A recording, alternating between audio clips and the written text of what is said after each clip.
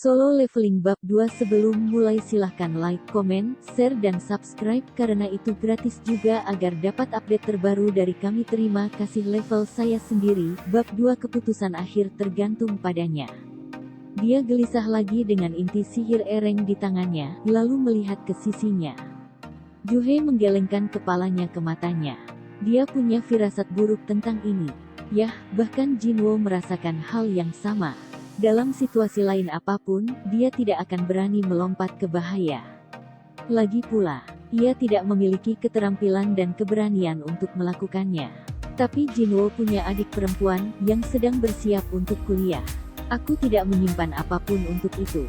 Dia berusia 24 tahun, tetapi dia harus menyerah di perguruan tinggi karena kemiskinan mereka. Dia tidak ingin kemiskinan itu menghalangi kehidupan saudara perempuannya juga. Kehidupan mereka bergantung pada setiap sen yang datang dan pergi. Bapak, Park bukan satu-satunya yang membutuhkan uang. Jinwo mengangkat tangannya. Aku juga akan pergi. Di sisinya, Juhe menghela nafas kecil dengan kecewa. Di dujen ganda ini terowongan itu terus dan terus dan terus. Di barisan depan berdiri Tuan Song dan pemburu veteran lainnya. Dipimpin oleh cahaya dari bola api di tangan Tuan Sung, rombongan berjalan melewati terowongan yang remang-remang. Bapak, Kim berbicara dari pesta, bukankah ini terlalu dalam? Mungkin kita harus berpikir untuk kembali. Sudah berapa lama kita berjalan? Bapak, Kim memeriksa arlojinya. Sekitar 40 menit. Ketika kita menjatuhkan bos dujen, kita akan memiliki 1 jam sebelum dujen ditutup. Mempertimbangkan waktu untuk perjalanan kembali, kita masih memiliki ruang bernapas 20 menit kan? Lalu jika kita tidak menemukan bos setelah 20 menit berjalan, kita harus pergi kan? Saya rasa begitu. Mengangguk, Ten Song menunjuk ke arah punggungnya dengan ibu jarinya. Hai, Tuan Kim, di depanku gelap, jadi mundurlah sedikit. Bapak Kim memandang Tuan bola api Song, lalu mengeluarkan ponselnya dan menyalakan fungsi senternya. Cahaya dari telepon dengan terang menerangi jalan mereka. Melihat bolak-balik antara bola api dan lampu telepon, Ten Song dengan tenang mencari-cari saku untuk ponselnya. Di belakang pesta berjalan Jinwo, yang terluka, dan Juhe, yang tidak memiliki keterampilan bertarung. Jinwo menggaruk kepalanya. Maafkan saya. Untuk apa menyeretmu seperti ini? Saya baik-baik saja. Anda tidak perlu khawatir tentang saya. Jinwo dengan hati-hati membaca ekspresinya. Itu bukan wajah tanpa khawatir. Memiringkan kepalanya, Jinwo dengan hati-hati bertanya, apakah kamu yakin? Juhe tiba-tiba berbalik menghadapnya. Tentu saja aku tidak baik-baik saja. Apakah Anda waras? Sebelumnya, jika tempat Anda ditusuk sedikit lebih tinggi, itu akan menusuk hati Anda. Dan bagaimana dengan luka di pergelangan tangan dan paha Anda? Saya hampir tidak menyembuhkan semua itu, dan Anda sudah melompat ke dungeon lain. Terutama ketika Anda tidak tahu apa-apa tentang itu. Petik 2. Pada kata-katanya, Jinwo merasa dirinya menjadi berkepala ringan. Tapi dia tidak salah. Juhe adalah hunter kelas penyembuh, dan lebih dari itu, hunter bereng. Pemandangan langka di asosiasi. Jika bukan karena kesembuhannya, Jinwo mungkin akan menyerah pada cedera yang akan membuat kehidupan normalnya keluar dari tugas, apalagi menjadi hunter. Aku benar-benar berutang banyak padanya.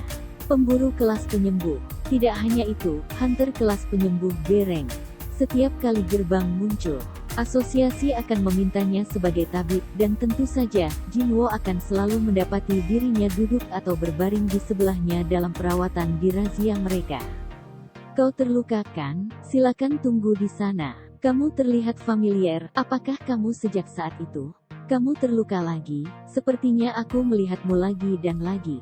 Kamu bilang namamu Jinwo, apa kamu baik-baik saja?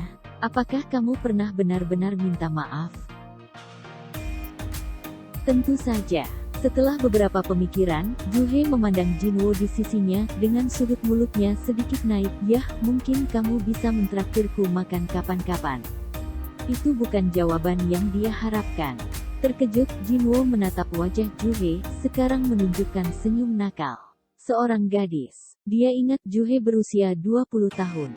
Jika dia memotong rambut panjangnya menjadi panjang yang tepat dan mengenakan seragam sekolah, dia akan menjadi gambar yang pas dari seorang siswa. Membayangkannya mengenakan seragam, wajahnya memerah. Melihat tanggapannya yang tertunda, Juhe meniup udara ke pipinya dan cemberut. Apakah kamu tidak mau makan bersamaku? Itu dulu. Tiba-tiba keributan muncul dari barisan depan partai. Ini dia. Ruang bos. Jinwo dan Juhe mengalihkan pandangan mereka ke depan. Di sana berdiri pintu raksasa menandakan ujung terowongan. Para pemburu berkumpul di depan pintu. Tidak ada pintu di ujung terowongan. Apakah kamu pikir ini selalu ada di sini? Pertama kali aku melihat sesuatu seperti ini. Lakukan. Apakah Anda pikir itu berbahaya? Ketika mereka diam-diam berbisik bolak-balik, para pemburu menjadi gelisah. Bagaimanapun, hidup mereka dipertaruhkan, mereka harus hati-hati. Tetapi terlalu banyak perhatian dapat menghambat kemajuan Ten. Pikir Sung. Jadi kalian ingin kembali setelah semua itu? Untuk kembali dengan tangan kosong? Dia meletakkan tangannya di pintu. Kamu bebas untuk kembali. Saya akan pergi sendiri. Tuang. Sung adalah seorang cereng hunter dengan 10 tahun pengalaman. Jika bukan karena fakta bahwa dia sudah melewati 60 tahun, dia mungkin bisa menggerebek di bawah guild besar. Jadi ketika hunter veteran seperti itu berbicara dengan percaya diri, ketidaknyamanan pemburu lainnya perlahan-lahan menghilang. Sekarang aku memikirkannya, salah satu pemburu berbicara tentang desas-desus tentang Double Guzhen. Aku mendengar bahwa Double Guzhen memiliki beberapa harta gila. Ya, aku mendengar beberapa guild tingkat menengah pernah menemukan Double Guzhen dan menembak langsung ke status guild yang besar. Dan dimanapun binatang ajaib mungkin muncul di Guzhen, mereka semua harus memiliki level yang sama secara umum. Dan begitulah menurut para pemburu, bagaimana jika penjara ganda ini berisi harta yang fenomenal? Dan bagaimana jika binatang ajaib di balik pintu ini memiliki tingkat yang sama seperti sebelumnya? Tidak bisa membiarkan orang tua itu mengambil semua harta karun sendirian. Tentu saja. Lupakan pasca kelahiran, aku mungkin bisa membayar sekolah swasta besar, membayar hipotek. Dan seperti itulah, pemahaman para pemburu menjadi satu. Bahkan Jinwo memperbarui tekadnya. Aku tidak bisa kembali dengan inti sihir ereng. Paling tidak, dereng tidak, hanya satu ereng saja sudah cukup baik. Itu tidak harus menjadi binatang ajaib juga.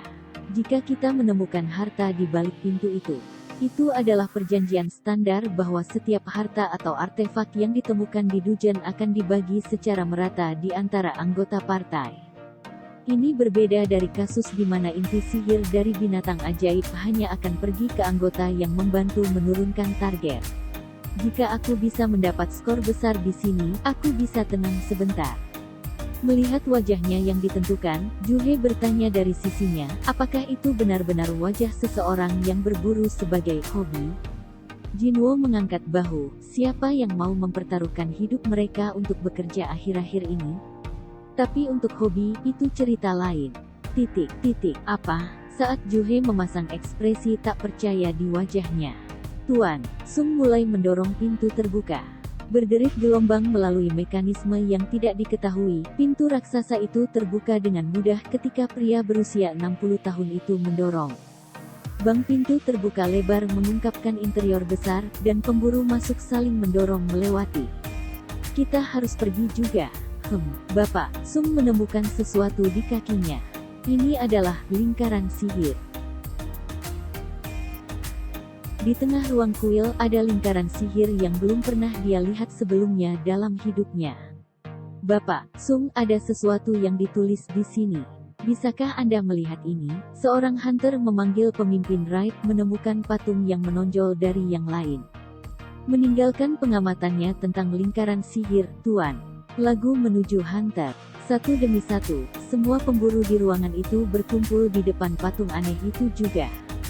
Dari semua patung di ruangan itu, yang ini adalah satu-satunya dengan sayap. Itu memegang tablet batu. Yang menarik perhatian para pemburu adalah kata-kata yang tertulis di loh batu. Itu rahasia. 5. Bapak, Sung berbicara setelah menganalisis tablet. Runes, suatu bentuk teks yang dapat ditemukan di Dungeons, itu adalah sesuatu yang tidak dapat ditemukan di tempat lain di bumi. Hanya para pemburu yang bangkit 6 sebagai kelas mage yang bisa menafsirkannya. Bapak, lagu membaca baris pertama tablet, perintah-perintah bait suci Kartenon 7. Jinwo mendengarkan Tuan Song membaca tablet dengan ekspresi serius. Tapi tiba-tiba, seseorang meraih lengannya. Berbalik, dia melihat Juhe menatapnya dengan wajah pucat ketakutan. Ingat, jangan lupa like, komen, share dan subscribe karena itu gratis juga agar dapat update terbaru dari kami. Terima kasih.